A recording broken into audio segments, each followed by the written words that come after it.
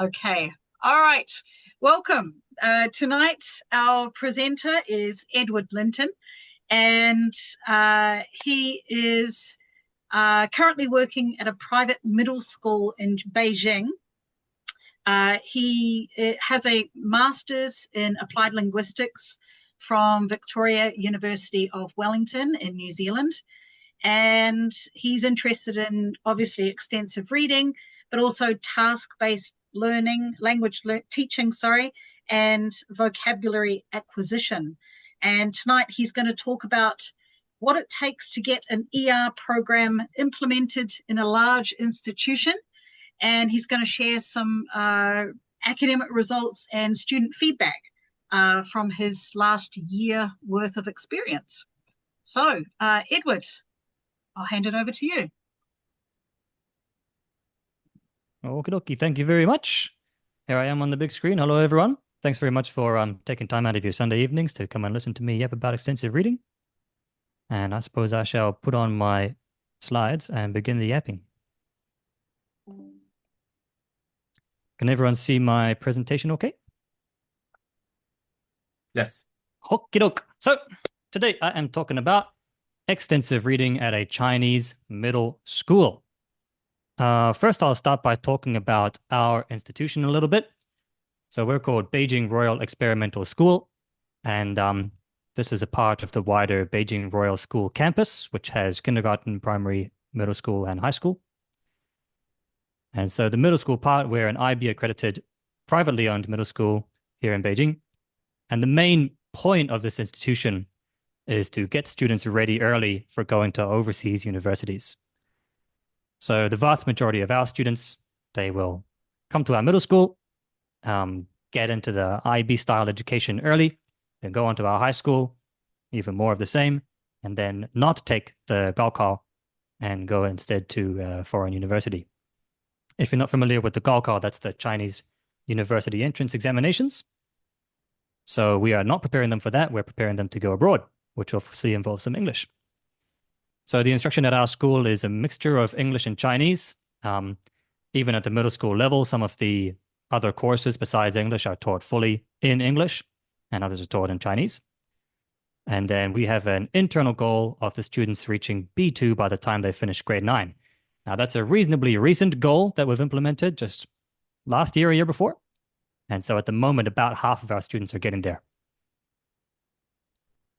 Edward. Yeah, go ahead. So I've never seen this before, but in Zoom, we can actually see ourselves. So I don't know if you want to minimize. You probably didn't realize, like, I've never seen that before. I think you want to minimize, okay. Maybe. Usually it doesn't show up. Yeah, okay, let's see if I can minimize that. Boom. There we go. Yeah. That's out of the way now. Absolutely. Thanks. Oh, good.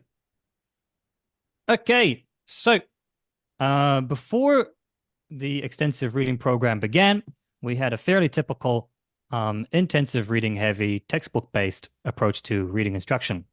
Reading is just another skill, and it's, a part in each unit. So the course book materials looked something like this. Doesn't really matter which textbook it is. They all look more or less the same. This one in particular is English Plus. And so you have these passages which are about 250 words long, and they do maybe 1 or 2 of these per unit, and one unit is 3 or 4 weeks.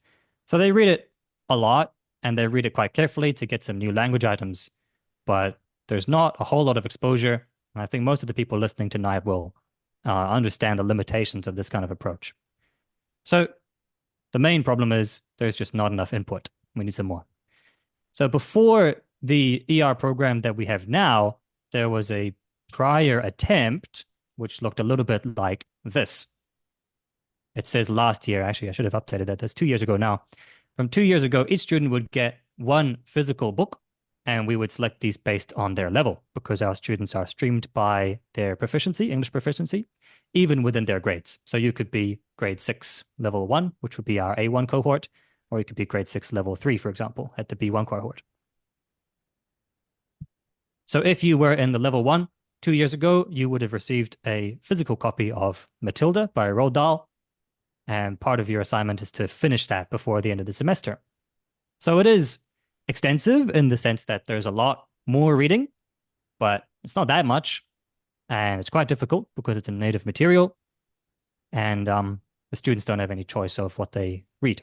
So I thought it's still not quite good enough. It's a good idea, but I was not really involved in this project, but from what I saw, books were getting lost. Students were not reading them too much. I thought we could do better. So Sandra mentioned just before that I did my master's in applied linguistics at Victoria University of Wellington, which is very opportune because there's a very good course on reading and writing, which involves stuff about extensive reading. So I boosted up my extensive reading knowledge, and I decided to put together kind of a list of key criteria that we would need to hit for a successful ER implementation. So this is kind of my bottom line, 5 things that I thought we absolutely must have for it to work in the middle school context. First, lots of books. Second, student choice. Third, it's compulsory. There's 1 or 2 papers in particular that made me realize it needs to be compulsory. Fourthly, it must continue forever. It's not just a intervention. It's part of the curriculum. And fifthly, of course, a focus on meaning instead of intensive study reading. So for most of this presentation, I'm going to be talking about the steps that it took to make this happen. Step number 1 is I have my idea, I pitch it to the other English teachers. So I put together a little presentation talking about what extensive reading is and some rough ideas of what my implementation might look like. And then I had a questionnaire for them to answer with a few questions. Most importantly is this one on the left here.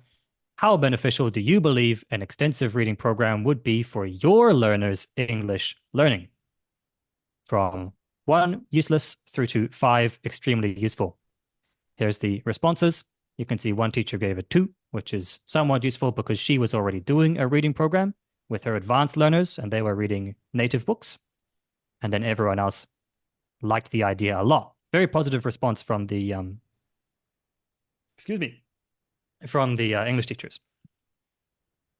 And so part of the first idea that I had was to use this platform X Reading. I mentioned just now that the advanced students were reading native materials. And I thought that's great for them, but of course, for middle schoolers who have A1, A2, B1, B2 proficiency, it's just going to be too difficult for them to make any meaningful progress. And so I had a look at what platforms were available for extensive reading and also had physical books, and ultimately decided to pitch the idea to use X Reading. I think most of the people who are in the Zoom will know about this. If you don't know about this, it's an online platform with, it's a library where you read graded readers.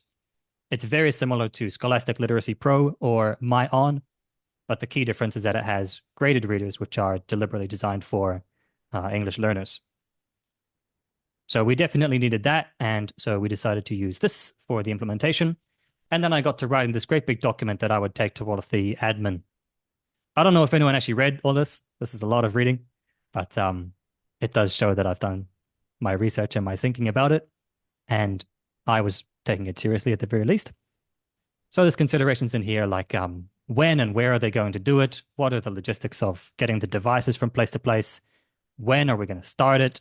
What are the expectations? What are the goals, etc., etc. Having all of this out on paper before you pitch the idea, I think, is really key. You don't want to be stumbling over yourself as you get the green light. So next step is to get approval from the middle management, the admin staff. So I went to the head of the department, very easy to get him on board, head of the teaching affairs, the middle years program director. This middle years program is the name for the middle school part of the IB curriculum. So the lady in charge of that needs to know about it as well. And once all of those people were on board, then I took it to the principal's office and I said, hey, we have this idea. Everyone thinks it's a good idea. And so we want to put it in. And then there's some financial considerations that the principals can take care of. So the principal at the time gave me the green light to do a 1-semester trial with 1 class. And the class that he chose, which is a very good decision, was grade 7 A1 level. And so I guess the idea is that if they can do it, of course, all of the others can do it because they're older and higher proficiency. So the next step is to make sure that the trial is successful. So we had our trial where the students were using the X Reading platform, reading books for about 20 minutes every morning, Monday to Thursday. before their first lessons. So they would turn up in the morning, open their computers, log in, and start reading. Sometimes I would be there to help them. Sometimes they just do it by themselves. And at the very beginning, I told them what extensive reading is and why I thought it was a good idea for them, and also helped them learn how to use the system. So we did this for one semester, which was the second semester of this particular year. And the graph that I'm showing you on the screen here is kind of my evidence that I took to the principals to say, this is working, so let's get a green light for the full implementation. And this is the data from the students' reading scores in our internal assessments. So we have our midterm and our final each semester. You can see on the left is the first semester midterm, then the final, second semester midterm, second semester final. Because they're different tests, they're not exactly comparable. So you can see the difficulty goes up and down a little bit. But the blue line is the class that did the extensive reading, ELA 102. And then the green and the yellow lines are the other classes who didn't do extensive reading. So what we're looking at is, did they become better? And the answer is yes. At the beginning, they were just among the others, but then they came out on top towards the end. It's not the most beautiful evidence ever, but it's what we got. And I was kind of surprised to see that they made a noticeable improvement like this in such a short time. Because if you go into the literature for extensive reading, you'll see that often the students don't make gains particularly quickly. It takes a very long time before you can sort of see the data emerge. And I think the reason that these students in particular made a noticeable improvement so quickly is because, one, their level is very low, and two, they had so little reading input ahead of time that even just 20 minutes a day, 4 days a week, was enough to make a difference like this. And it gets them into that reading habit. They're getting comfortable with the language. I think it really does help more than we might realize, especially for this age group and this proficiency level.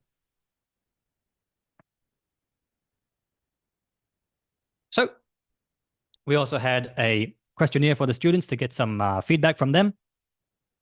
This is what it looked like, and so it's delivered all in Chinese.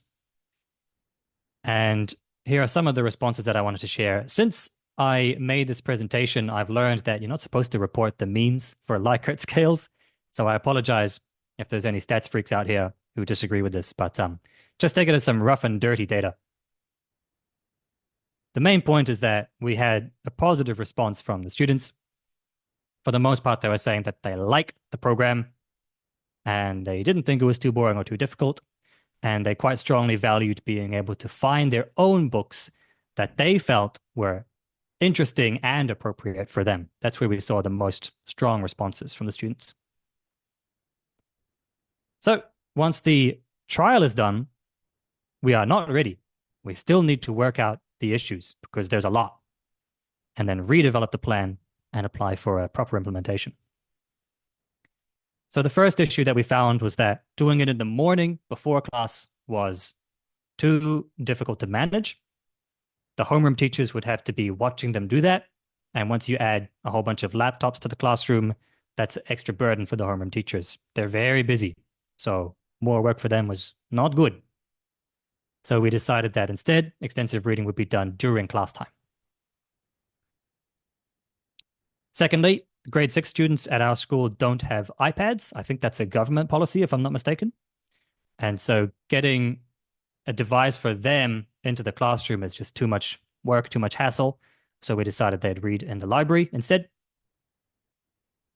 Sometimes the devices are missing. Perhaps they have no power or they've been confiscated because the student was caught playing games in class or something like that. So in this case, the students would be given a boring writing task to do. So they're still getting some English done, but it's not something that they want to be doing. So it incentivizes them to not lose their computer.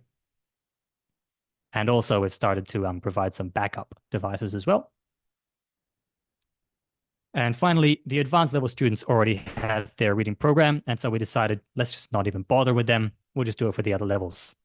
After we made that change, actually, 2 of the advanced level classes turned around and said, hey, can we get it too? And the parents were asking, can we get this X reading thing that the other students are doing? We said, okay, we can do that. And so that was interesting that it was popular with them. We even have some native students who are using it, and they like it. Anyway, so we have our implementation plan redeveloped, ready to go. And so we get the green light from the principal again. And so we decided that the parents would pay the fee for the X reading platform, which means a much lower capital investment for the school, right? If you're paying for a whole student body, we have 300 students for the record. If you're paying for 300 students, it's a lot of money. But if each parent is paying for their own student, it's not much. And then I will be in charge of the accounts and the technical issues and everything. And then the English teachers will be in charge of doing it. So like I said, 1 class a week. They conduct the extensive reading sessions and they monitor the progress. So that is how I petitioned for extensive reading to get into our school. And now here's one of our students doing it outside of class time of his own accord. And I said, hey, can I take a photo? He said, okay. So that's not the end of the presentation. That's halfway through, but that's the happy feel-good moment in the middle. I want to talk a little bit more about the implementation and how things have been going over the 1 year since we got the green light. So, like I said, one of our lessons each week has been replaced with extensive reading. Previously, we had 8 40-minute lessons. Now we have 7 plus 1 extensive reading session. So we thought it was that good of an idea that it was worth losing a lesson over. And since the implementation started, everyone has come to agree on this point. Most of the students agree that they like to have the 1 lesson per week, and also the teachers. So the students will bring their computers to class, log into the system, and just read quietly. And we will have a reward system. We have this app. The Chinese name is written here. It's called 小管家. I think it does not have an English name. This is like a merit and demerit points kind of system. So if you're reading a lot, we give you points. If you're not reading much, you lose points. And so if you lose a lot of points, then you might get a talk with your teacher. If it gets very serious, maybe with the principal. And if you're getting a lot of points, I think the students can trade it in for like plushie toys and maybe like a token to not wear the uniform for 1 day or something like that. But this discipline management system is for the whole school. So that includes, their homework and their behavior, if they're getting into fights, this kind of carry on. So it's part of that. A couple data points for how it's gone over the best part of 1 year.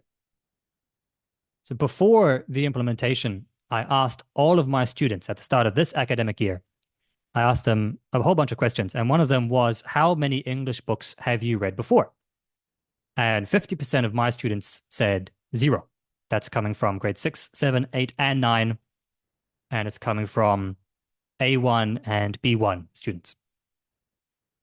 But now, after we've done 1 year of extensive reading, the average student has read 37 English books, the average length of which is 800 words.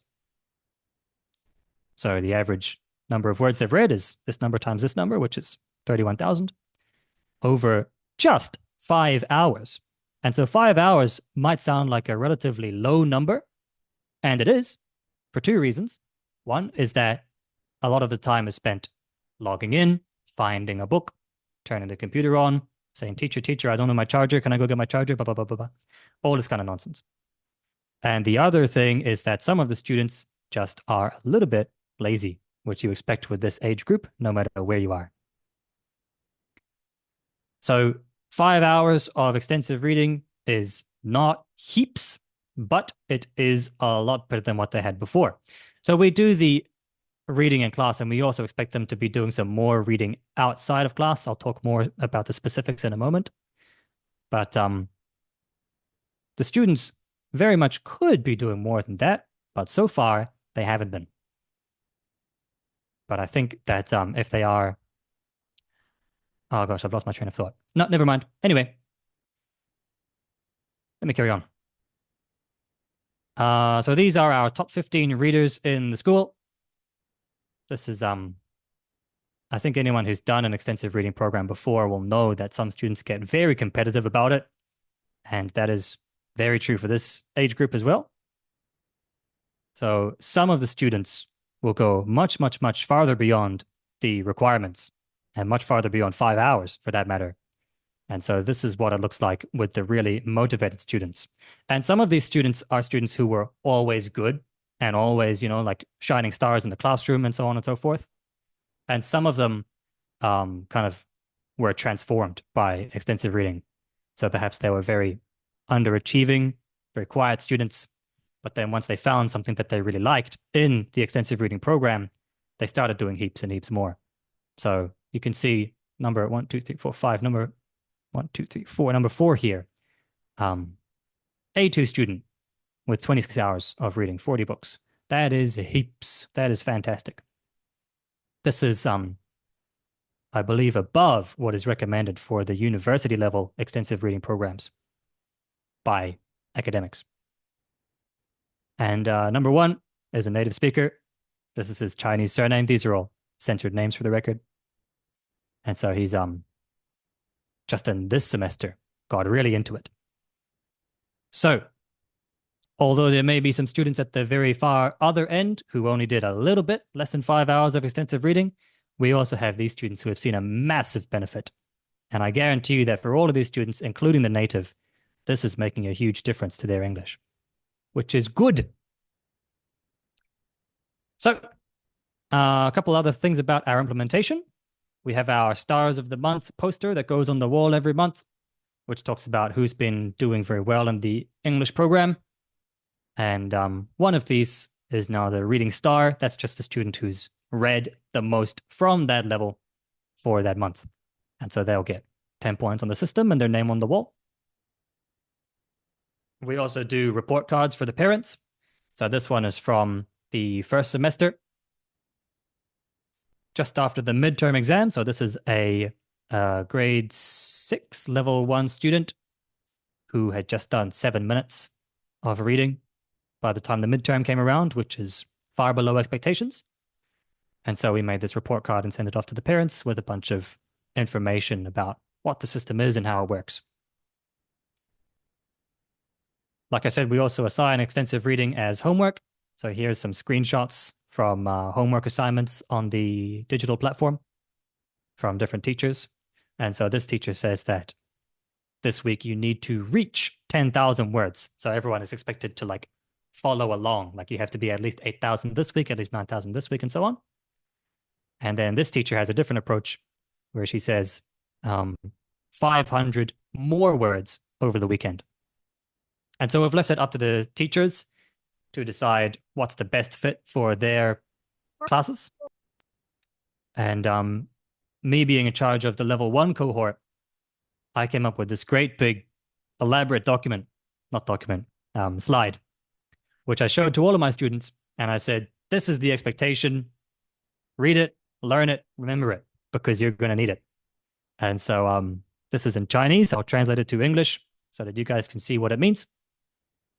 First, have a look on the left side here. This is the expectations of the words read every week. And so we set the bottom line at 1,000 words for the pre-A1 and A1 cohort. And their average reading speed is 78 words per minute. And at that speed, you can get 2,000 in just half an hour. So 1,000 is a very low number, actually. But I put it there because there are some students who really have difficulty with reading. Perhaps they're just very, very low proficiency, or perhaps they have learning difficulties. And so that's there as the equalizer. If you look here, I said that we expect level 1 students to read 7,000 to 8,000 words a week. I think that's a little bit ambitious in hindsight. But after I showed them this, and I said that the more you read, the more we reward you, we did have students going to 7,000, even 17,000 and above. And I said, there's no upper limit on this. If you read more, we'll just give you heaps of points, which does make a difference. And then I also told them, how to do ER and why we do it. Again, they need to hear it multiple times. I think that when you're working with especially students who are not adults, it's worth telling them the important things 3, 4, 5, 6 times because they forget and they don't care. And if you tell them again, they might remember and they might care. So I want to put on a video from the students showing some of their responses, but I think that I probably shouldn't have their faces on the recording. So can I ask who was in charge? Was it Noriko? Can I please ask that the recording be paused for this video? Okay. Thank you. Okay, and that is the end of the video. Thank you, Noriko. And you can see the students in the video, they kind of conflate extensive reading with X reading. They think that X reading is extensive reading and extensive reading is X reading because that's the only ER that they know. But that's okay. They're young. Anyway, so that's the video. And I just this week finally got around to digitizing and analyzing some of the data from the questionnaire that I did just recently, which is very similar to the one that I showed before. But I just wanted to highlight a couple of the responses from that, showing what the students are thinking about the program. This is from the entire school, not just a child group. And these histograms are separated by level. So this is the level 1, 2, 3, 4, 5 cohort. There are some differences that you can see. I ran some ANOVAs, and most of the differences are not statistically significant, but, you know, maybe they're real, maybe they're not. But in any case, just a couple overall observations. Most of the students like it. I'll explain what we're looking at here in a little bit of detail, but not too much. For each question, it's a Likert scale from strongly disagree to disagree, neutral, agree, strongly agree, which is translated to -2 to +2. So the 0 is the neutral, and then this is the agree, and this is the strongly agree. So you can see that I like reading with X reading. Most of the students agree. I want to continue doing extensive reading. Most of the students and most of the levels agree. I think extensive reading is boring. We have quite a mixed response here, which I'll talk about in a moment. But most of the students like the ER. Some of them think that it is more interesting than English class. Some of them wish that there was more time allocated to ER. And some of them do extensive reading outside of class as well. Most of the students think it is not too difficult. They're usually able to complete the reading requirements. And the quiz questions that are implemented in X reading, they have, some of them think it is more difficult, but most of them not so much. Also, students see the benefits in ER. Usually their feelings towards this are quite general. So you can see that we have a very strong positive response to this question. I think extensive reading is beneficial to my English. But then once we separate it into, is it helpful for your reading ability or your vocab or your motivation or whatever, then we start to see like a separation of opinion. And some of the students feel that it helps this thing. Some of the students feel that it helps that thing, and so on and so forth. And so here is some of the responses to the open question. I asked them 3 questions. Please write some things you like about the extensive reading program. Please write some things you dislike, and please suggest some changes that teachers could make. For the things they like, the most common thing that everyone is saying is that it's interesting/fun. This is all translated from their Chinese responses and categorized. So there's some, differences in wording in their responses. This is my own coding here.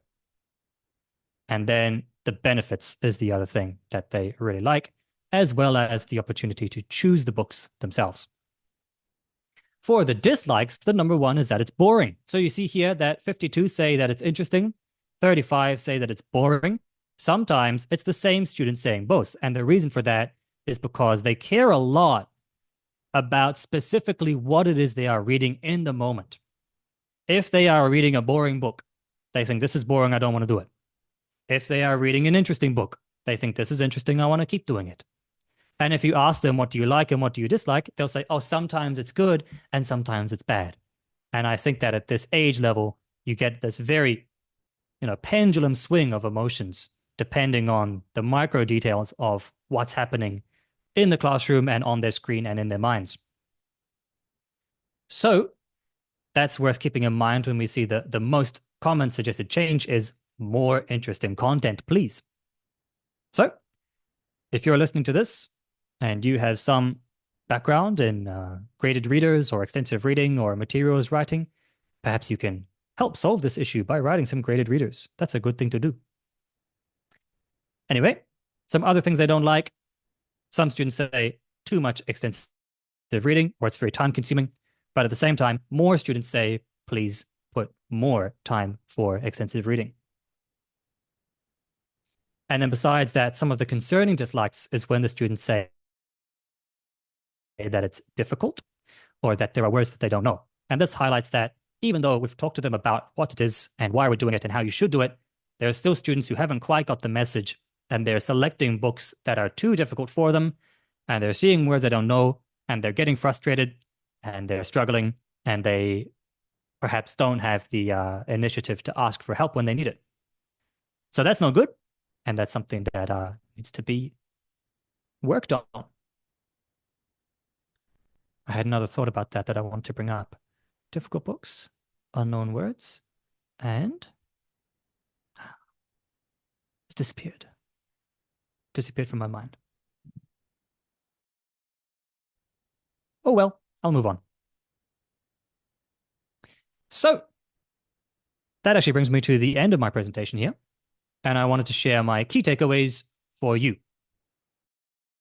The first one, all English learners at any age, at any level can and should read a lot of English via extensive reading and other means. And I want to stress that, you know, there's not a lot of extensive reading happening here in China. And there's not a lot of extensive reading happening at middle school EFL contexts. And the more I read research and the more I talk to people in the industry, the more I start to realize how few programs like this really exist in this market. We haven't got the results from the final examinations yet, and we don't have standardized external testing, but we do, but we've been changing the tests, so it's not really valid. So, you know, we don't have the data for the quantitative aspect of how well it's working this academic year yet. We'll have it soon. But the qualitative data, the responses from the students saying what they like and what they don't like, it's looking pretty good. The response has been fantastic. And I'll also mention that a couple of weeks ago, because of a connectivity issue, we've lost access to X-reading, I think 4 weeks ago now. And in these 4 weeks since we lost access, there's been a huge outpouring of comments from parents and students and teachers saying, when can we get it back? When can we get it back? When can we get it back? They want it. They want it badly. And I love to hear people telling me that the parents are asking for it as well. It's good to hear that the message is making it all the way there. But the point is, even in this context where the research shows that the benefits are usually not as pronounced, it's still a big difference. It's still very valuable, and it's still totally possible. If you weren't clear about it, extensive reading is lots of extensive reading for meaning. So easy reading for meaning. These are the 3 key things that you must have for it to work in the way that it does work. Extensive reading works in contexts like ours. And I think perhaps most profound for me, ordinary teachers like myself can push for extensive reading to be implemented in large institutions. Like I said, we have 300 students in the middle school on a campus of more than 1,000. And I am just a rank and file English teacher. I'm not head of department. I'm not one of the leaders. But I had this idea and I said, let's do this. And following the steps that I laid out before, it happened. So that is something that people can take away. And so if you are a rank and file teacher, don't feel too afraid of pushing for ER in your institution. However, you do have to be careful with the implementation, expect some pushback, expect some confusion, and expect to need to take a lot of things into consideration, especially finance and logistics. If you are interested in reading some academic material in similar contexts, then these citations on the right-hand side, these are some things I've been reading more recently, all very much worth a look. But I believe that is all I have to say. So I think now is the time to open this up to a Q&A. You guys can ask me, what do you want to know about this? All right. Thank you very, very much. No worries. I'll turn my screen share off. Yeah. That was really, really interesting, especially because it's interesting to see, like you say, regular teachers pushing to make a change in their school and showing that it is possible to get something done. I think that gives hope to a lot of people who perhaps are in similar situations. So thank you very much. No worries. Now, very happy to share. We have, first of all, we'll look at the chat comments and questions here. First of all, from Chris, who made a comment about why aren't they told to abandon books that they don't enjoy, in response to the fact that you said that there are some students who, in their dislikes, said that the books are boring. Why aren't they told to just stop reading that book and choose a different one? Yeah. In my experience, they are, but my experience is limited because I am one of the teachers in a group of 18. And so oh gosh, did I do a training for every class? I think I didn't. I think I personally did trainings for my classes. And yeah, I believe I left that up to the teachers. Yeah, I remember. So I made a presentation which explains how to do it. And I gave that to the other teachers. And I said, use this, teach your students how to use X reading and how to do extensive reading. And they obviously had the detailed ER tutoring session from me as well. I mean, the teachers did. And so in theory, they should have all the know-how to, be telling the students what they're supposed to be doing. But I think that perhaps in the process, some of the details of the message got lost. And so some students perhaps haven't heard that they should be dropping books. So that's something that after a year of implementation, you can learn from that and for the next year coming, be able to make sure that the kids do get that message, I guess. Yes, indeed. Yes. Yeah, and I said, yeah. What else back, we got? As you pointed out before, just because they've been told something doesn't mean they actually follow it, right? So they could have been told. Yes, especially with the younger ones. Yeah. And the other thing I'd like to point out is we that we have grade 6s, like 11 years old. If a student has read half a book and they don't like it, they're kind of torn between, well, if I stop reading, I kind of wasted all that time, or let me keep going because this book might actually have a good ending or get better. So I could see, putting in a student's perspective, it's not that easy. Oh, this was boring, just put it down. So there might be some reasons. It might be worth an area of research. Actually, I just thought of that right now to find out why students continue reading books they don't like. Is it because they don't realize they can stop reading, or they feel that the words they read will be wasted, or they are optimistic that the book will get better? Don't know. Just thought of that right now. Yeah, I think the second scenario is quite common, that the students really feel like they need to get those numbers in. Yeah. And so I hear a lot of students stressing about the number a lot, especially in the lower grades. Mm-hmm. And so I also asked students, I've been doing some follow-up interviews to my questionnaire this week, and I haven't transcribed all that and got the data ready in time for tonight's session. But I can say that one question I've been asking everyone is if there was an easy book that was a little bit boring, a little bit less interesting, and a difficult book, which was very interesting to you, which one would you choose? And they're all saying they choose the difficult but interesting, which I think is quite revealing to me, that I think even with what we've told them about extensive reading, they're still going to pick something difficult because it's interesting, because they want to read something that they prefer to read as well. I think that contributes to the issue. what happened to your X-reading connection? Yeah, I'm sure Paul will have the full story. Yeah. So long story short, I'll summarize it as quickly as I can. A lot of clients worldwide were having some slow connectivity, including us. And so X-Reading upgraded their servers. And on the same day that they upgraded the servers, everyone in China lost connection. Now, the cause of the issue has not been found yet. It could be coincidental or it could be not coincidental. And so Paul's been contacting me and I'm sure other people saying, can you connect to this, and trying a bunch of different things. And I believe a solution is in the works, but not completely ready yet. Paul, do you want to elaborate on that at all? Yeah, I'm still waiting for my reply from Uncle Xi of what's Xi Jinping, what's going on, but he hasn't replied to my email yet. Um, yeah, Yeah. we can talk about this later, Ed, but I guess students, rightfully so, were complaining during online. I assume there's a Chinese version of Twitter. Is that a correct assumption?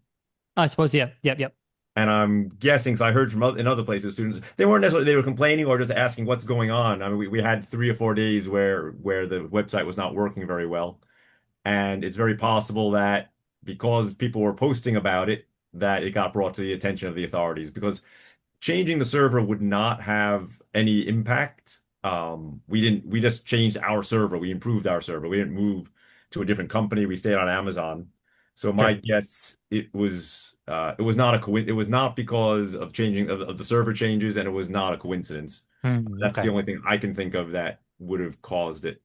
Does that sound probable to you or possible? I believe it. Yeah. So we're working on a solution, but as you know, you live in China, and I imagine you've experienced it's not easy getting anything done. Yeah. Um, Yeah. doing business, I've attempted many times to try to do business in China, and you're one of the few schools that's continued to use X reading because it's so difficult in terms of making payment and things like that. The government is not very supportive of English education. For the people I've spoken with, why they've had to stop using it. I don't know if Yeah, sure. your school is different or your situation is different. Yeah. I hear the policy is flip-flopping, but I don't know too much about it personally. Okay. Very interesting. Kimberly has a question. Kimberly asks, isn't the vocabulary load of Matilda quite high? Yes, it's very high. So it's a native book for natives, not made for English learners, not graded. The version we gave them was not graded, at least. Maybe there is a graded version, I don't know. But yeah, they got that for the level 1 cohort. That was a very hasty decision, which I was involved in. And I'm not very proud of the decision, but that's what I could find in the very, very limited time they gave me. And so that's what we got. So yeah, that was a bit of a blunder. I think that some of the students would have been able to read that, but not all of them. And if they weren't, then they just miss out on the learning opportunity, which highlights why you need to have graded material. There is a graded reader version now available of Matilda. Sweet. Penguin Readers put out one, level 4, just by the by. Very good. Or 3, 4. Kimberly also says, when you say 1 class a week, I thought you had 4 sessions a week. Maybe I missed it. Right. So there were 2 different implementations. The first one was the trial. In the trial, we had 4 sessions a week, which were about 20 minutes long, roughly, in the morning before their first lesson. And that was in their homerooms. And then after we got the green light for the whole school, then we were doing it inside the English classes. And because the students are streamed, that means that they come from different homerooms together for their English class. So they mix up for English and then they go back. So when we did the full-scale implementation, which we have now, that's one of their English periods each week. So they have 8 per week, 40 minutes long. And yeah, one of those is extensive reading. So that adds up to only 40 minutes of in-class time, which is less than 80, which is what they had in the trial. But, compromise. Okay, Kimberly also recommends that you publish this information. Obviously, I'm sure that's something that you would probably consider in the future once you've... 2 to 3 articles. Oh, my goodness. I'm not sure how much time she thinks you have, Kimberly. Oh, come on. You can easily get 2 to 3. Whole summer break coming up. Like, I'm not saying that you can just bang them out. What I'm saying is that it seems like the data lends itself to 2 to 3 articles, like discussing the implementation and all the decisions you made and things that went well and things that didn't go as well. Talking about like the students, like the raw data of their outcomes, how much they read, what their scores were, and that kind of thing. And then talking about the student reactions and Yeah. that kind of thing, right? Yeah. I think that I can definitely get one about the student reactions. I think that's viable. And I think then you just have once, to be careful about ethics for that. yeah, But we no, can I talk have about ethics that approval. later. That's already That's great. sweet. So that's happy. But there's one thing I would like to do, which is to, if we can continue the same implementation next year, I'd like to do a pre-test, post-testing, correlated to the amount of reading each student has done, because the questionnaire that I did this time was anonymous, so we can get some better responses. But what that means is that we can't correlate it to the amount of reading that they've done, but we can correlate it to their level, their English proficiency level, I mean, and also their grade. And so when I said I was doing ANOVAs before, I was seeing if there was any statistically significant variance between the levels and the grades as to their responses on all of these questions. And there's like a little bit for some of them, but it doesn't seem to be particularly That's okay. What you meaningful say data. is that this indicates that this would be a fruitful area for future exploration. Yes, indeed. And they're homogeneous. They're all pretty much the same. I don't think that's crazy. It's fine. Yeah. Any idea what tests you might want to use for that pre and post? Yes, actually. Yes. So, gosh, what's the name of the citation? It was 2003 anyway. There's a good study on incidental vocabulary acquisition from extensive reading, which was with targeted. I'm going to find the citation real quick. I have this on hand. Targeted Is pseudo that words. Nation and Wang? Or is it Takaki and Takaki, Waring? yes, Takaki and Ware. Yeah, Takaki and Ware in 2003. Thank you. So that one is pseudo words. So they had their own texts that they made. They made their own text with a bunch of fake words in there, replacing the target real words so that nobody knows what they are. And they were testing different aspects of word knowledge. And so the special thing about this paper compared to all of the other incidental vocabulary acquisition thing on, they are focusing on what do you know about these few words. So I had the crazy idea to adapt the new vocabulary levels test, or one of those. There's like the new and the updated and the different VLTs. Adapt one of those to be sensitive to different types of information, and then I can do pre-post for that. That would be kind of the dream. I don't know if that's feasible, but that's my idea anyway. Just as an FYI, it takes a ton of time to set up a vocabulary test.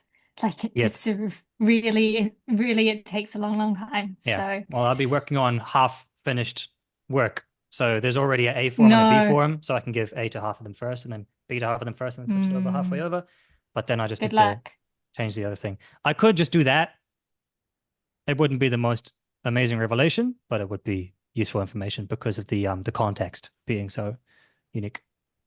Well, So it would Chris, be an amazing revelation. It's all about like what's feasible for middle school learners, which is a very underrepresented bunch of students. And then, like if you can build on that to high school and then to university, then you can kind of, you know, Yes, yeah. indeed. Yeah. Chris So says don't limit the testing it's to. much more interesting than you're making it out to be, is what I'm saying. Okay. Thank you. Yeah. I know that if I do a basic one, just like a retread or what do you call it? When you do the same study again? Replication.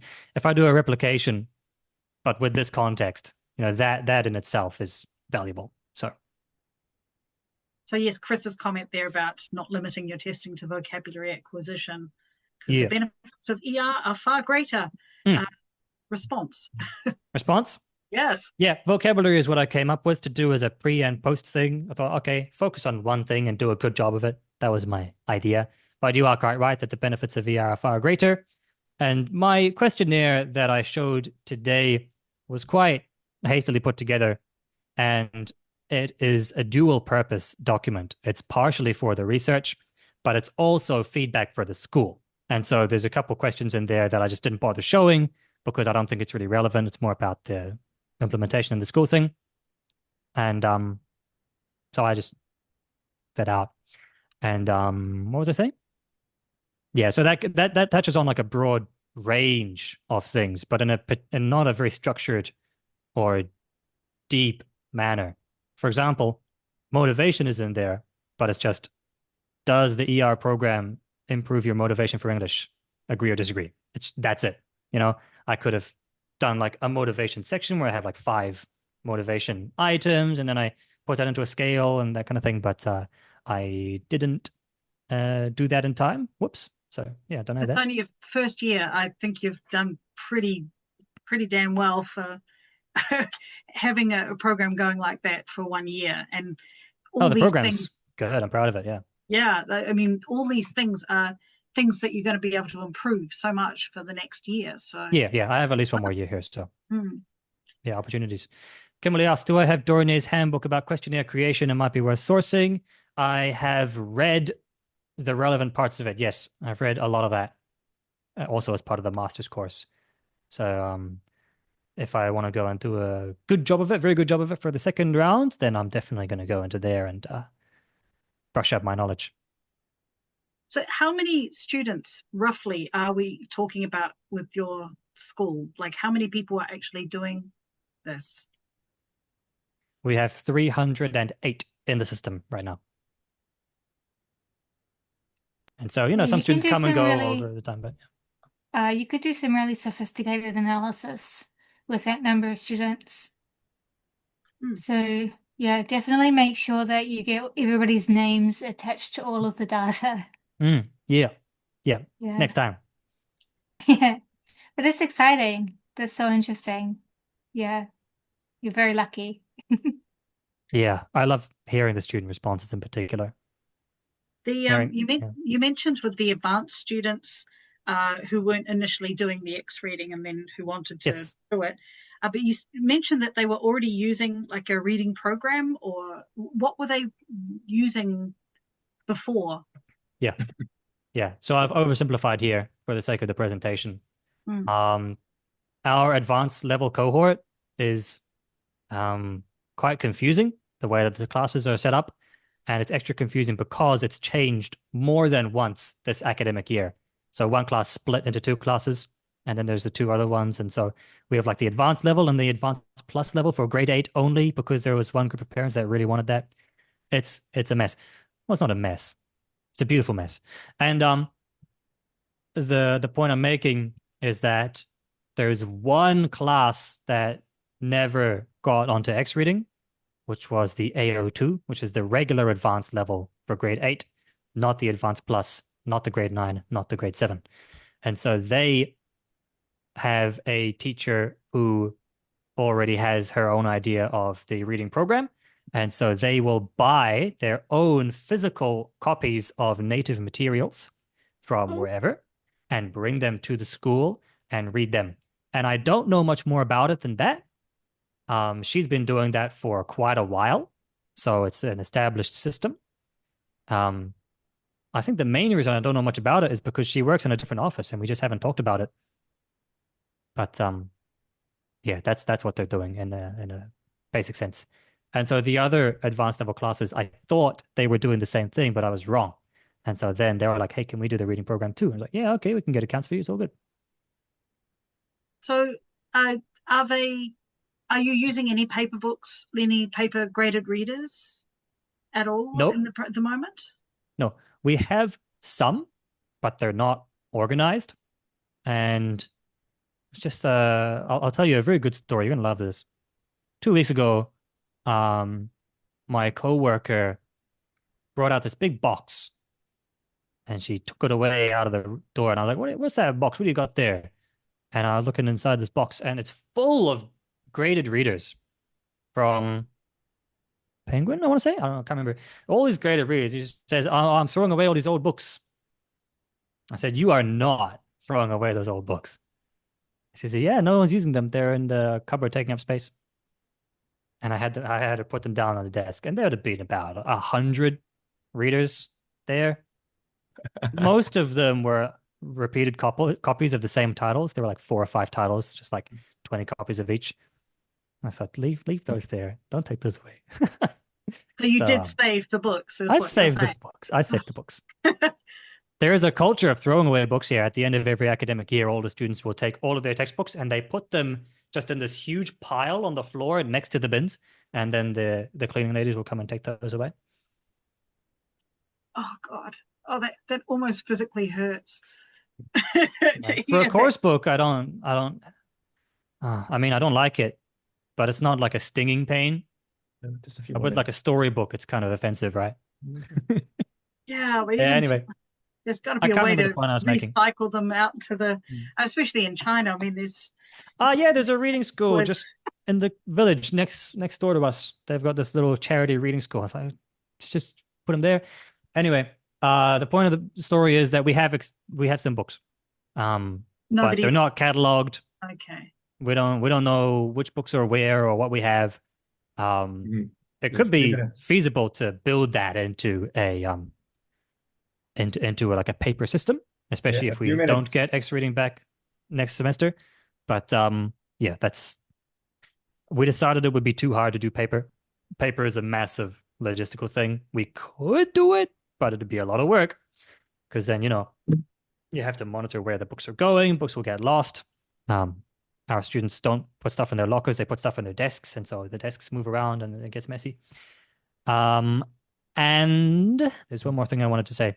Yeah, I believe there is a government regulation for Beijing specifically where you can't put the English language titles on the shelf. They have to be in the drawers or something like that. So if we have imported graded readers, we're allowed to use them as a supplementary material, but we can't put them on the shelf, is my understanding, which means that it's not like a visual thing. Like they can't go to the library and then like find a book and take it or something like that. So, oh, wow. That's definitely a challenge that I don't think we have here. So that's why they always say in these articles, you got to take the local context into consideration. Kimberly says for 300 paper is hard to manage. She is right. That's a lot of books. If you have a good system set up, it's manageable though. Yeah. And also if you are having possible internet connectivity to X reading, it might be quite good to have something small to supplement in the down times, shall we say. Yes. Yeah, hopefully at the very least, we can do something in the meantime. Yeah, we should have things hopefully and fixed out. We need to find a partner in China is the sustainable answer. Yeah.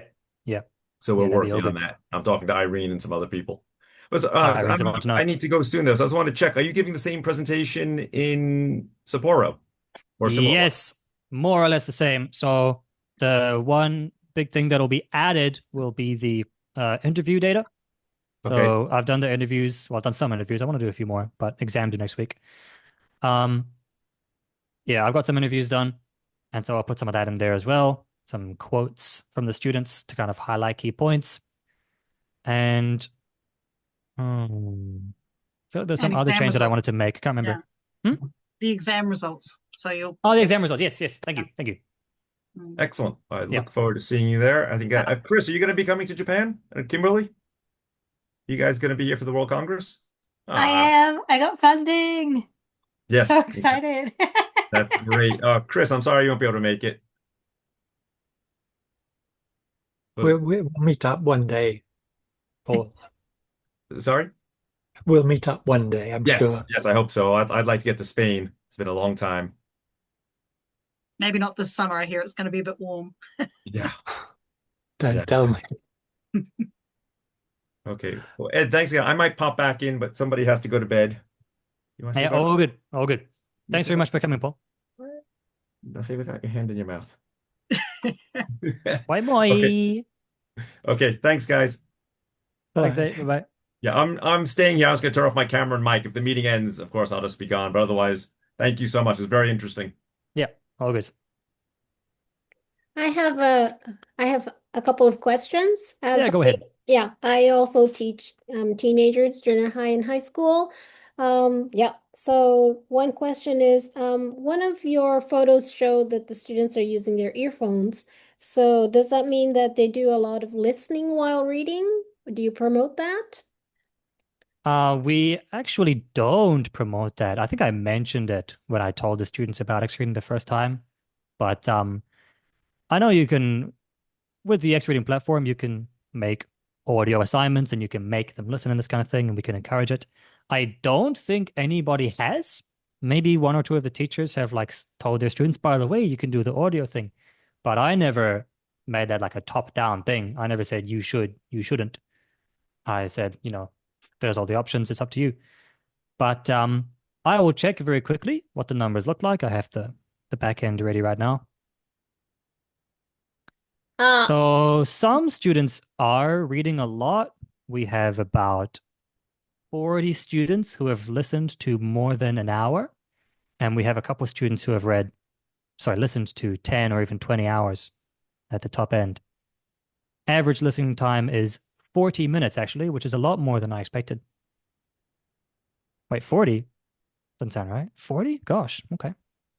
Yeah, 40 minutes.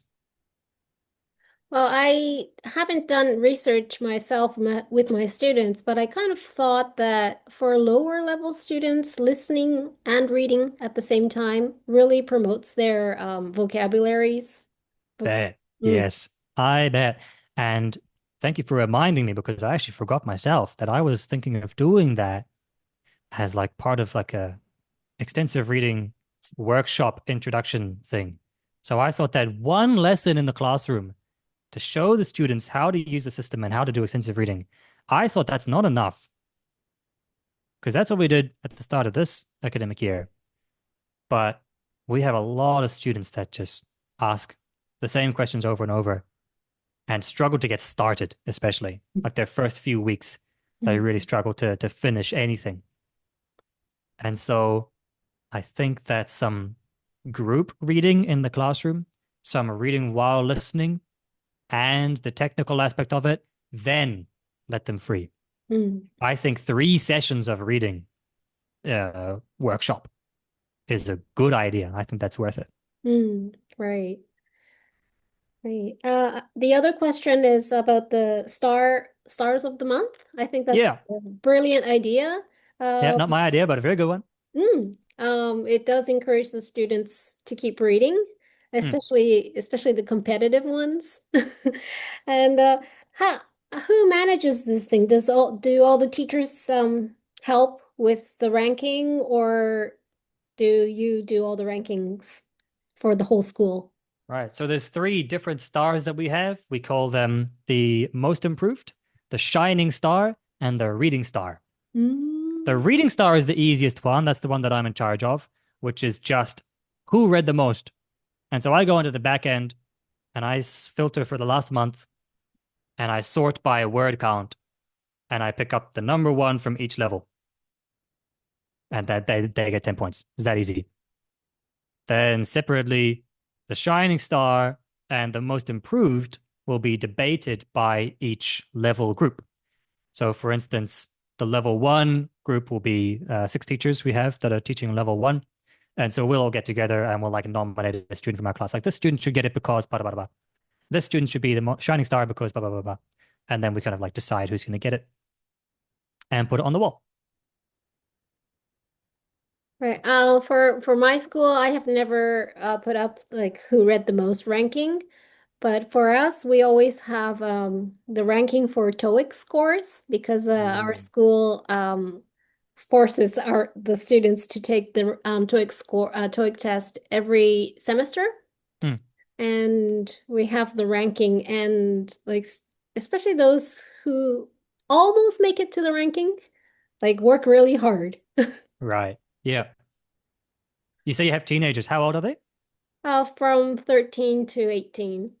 Okay. Okay. Yeah. Ours are 11 to 15 mostly. Kimberly says that rankings are demotivating. Being ranked is a sure way to make her lose the motivation to do a task. And yes, there are students like that. And I've had students come to me and say, teacher, I think we shouldn't have the rankings. You shouldn't show who's been doing more reading and who's been doing less reading. And it's tragic to hear that, because at the same time, you hear the students like saying, it's like, oh, how much have I got? How much have I got right now? Teacher, please check my word count. How much does Maya have? Please check Maya's word count. And so they fight against their friends. And I think that it's a net positive. I think that the competition outweighs the demotivation. That's my personal assessment of middle schoolers. But yeah. Okay, thank you. No worries. No worries. And Chris has just written down there that he gave his students badges for reading for like Badges 10, is cool. 15, 20, 25 books. Yeah. Yeah. Ours do get a little badge for their Star of the Month thing. So we found Heidi. Her name's Heidi. Heidi's the one in charge of the star system. She's fantastic. She's like a mum teacher, so she has she has ideas like this.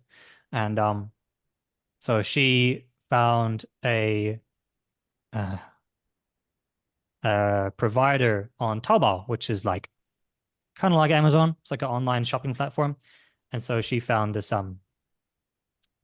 company that will, say, I want my badge to look like this, and then we get them all shipped over in a big bag, and we have the badges, and then we have like a certificate also done by them, I think, and we all sign our names on the certificate, and they get them on the assembly.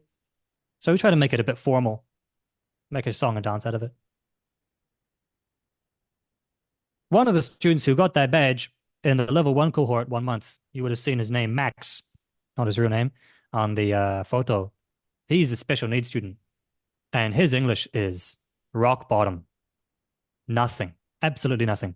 So he's pre-A1. He knows the alphabet. He can read a couple words by sight. I don't know what learning disability he has. He's definitely dyslexic at the very least, and he just struggles to learn anything at all. If he can say a sentence, any sentence, that's a big deal. And he's been in our school for a few years now. But he got his reading star because on the weekends, he has a specialist teacher.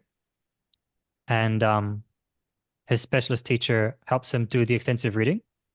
And then he comes back and he's got like a book with like all of his notes from all the words that he's been reading with the translation next to every single one. And I don't know how much he retains. None of it goes to his speaking, I can tell you that much.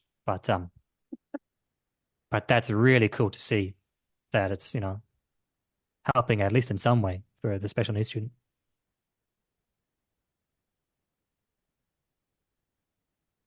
Now, any more questions for Ed? Do they take entrance exams to get into the school? Not really. They do a placement test, and there's an admissions process. But there's no minimum threshold of English that the school requires for the students to come in. So they will all sit the CEPT, which is the Cambridge English Placement Test. That's reading and listening. And so that's historically been our main third-party data for the students' proficiency. So we will have our internal exams, and we have the CEPT to kind of triangulate the reading and listening. But they take that as they come in, but that's a placement test to see which class they should be put into at first, as opposed to like an entrance examination that they need to pass. It's quite amazing because your students are reading 7,000 to 8,000 a week. And some of them. Yeah, not all of them. You have the IB course, and also having the students go on to universities outside China. It's quite impressive because for my school is a private school, so everyone has to take the entrance exams and pass in order to be accepted. And so we start at a certain level and then go up. Sure. Yeah, our school does not have a baseline like this. And so one of the unique features of it is that we have students at all proficiencies at all grades. So we have students who are coming into grade 6 who are near native or even native sometimes. And we have students in grade 9 who are pre-A1. And sometimes they're pre-A1 because they came in at grade 9 and they just didn't learn English previously or to a very high standard. And sometimes they kind of struggled through the system. There were some issues a few years ago. We have a new head of department that's restructured the whole English program and made some well-needed changes. And so some of the students were kind of being failed by the system before. For example, they were in level 3 when they should have been level 1, so they can't learn. But now everyone's where they should be, which includes some students in grade 9 who are still A1 for sometimes a good reason, sometimes a bad reason. So you're at a middle school, but is there a high school connected to your middle school? Yes, there is. Yeah. So most students would just go through that system. Most of them, yeah, not all of them, but most of them. And of course, the school as a business wants to keep the retention rate very high. And so for that reason, there's a lot of intervention at the grade 9 level that's happening at the moment. So they really try to sell the high school to the grade 9s and push them into the different courses. And they do start the different curriculums from grade 9. So the students will take typically the IB curriculum for high school, or the AP, or the A levels. These are kind of the 3 tracks that most students go on to. And then a small amount of them will also go to the national curriculum for the Gaokao. But at grade 9, that's when they kind of separate. And so grade 9 class 1 is the IB class, 9-2 is the A level class, I think, and then 9-3 is AP, etc., etc. And is there an elementary school feeding your middle school? 2 elementary schools, actually. So we've got one, which is the PYP curriculum from IB, and we've got one which they call primary comprehensive. And I don't know anything about primary comprehensive. Don't know the first thing. I think it's the national curriculum, but I mean, as an institution, I know that they have the freedom to bend the curriculum in different ways, which I assume they do, but I don't know how. But we have a lot of students coming in, mostly from PYP. I think most of the students in the primary comprehensive go elsewhere, and then the PYP students feed into the middle school. They're doing a good job because we get good students in from PYP. But the communication between the departments is very, very shallow. So, like, how you say there's 300 students doing the ER program, but yeah, what's the size of the school? Is it how big? 300 students. 300 students. Yeah, so there's 318, I want to say, 316-ish for the middle school. So there's just one class in the advanced level that's not doing the extensive reading program. Everyone else is doing it. But that's only in the middle school. So in PYP, they use MyOn, which is, I think, not a terrible decision for primary level, because the lower you are, the easier it is, to kind of like grow up bilingually and deal with these native books. So if they've been coming in from the kindergarten and then into the PYP program, they should be fine with native books for kids. So MyOn is a sensible choice there.